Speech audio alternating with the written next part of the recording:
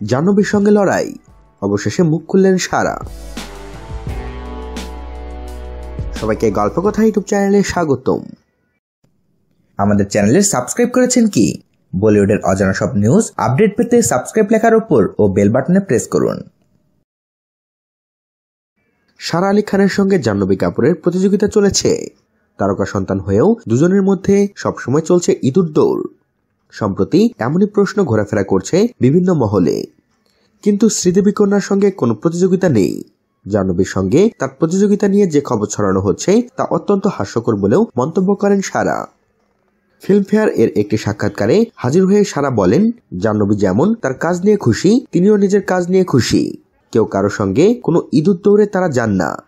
বারবার কেন এই ধরনের প্রশ্ন করা হয় তা নিয়েও প্রশ্ন তোলেন সাইফ কন্যা।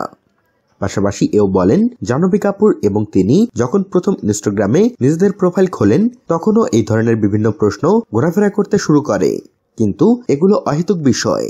জাহ্নবী কাপুরের সঙ্গে তার কোনো প্রতিযোগিতা আগেও ছিল না আর এখনো নেই বলে স্পষ্ট জানিয়ে দেন কেদারনাথ অভিনেত্রী।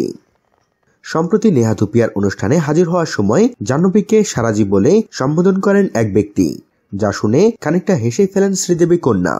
শুধু তাই নয়, আপনি এসব জেনে বুঝেই করছেন তাই না বলেও ওই সাংবাদিককে পাল্টা প্রশ্ন করেন জাহ্নবী।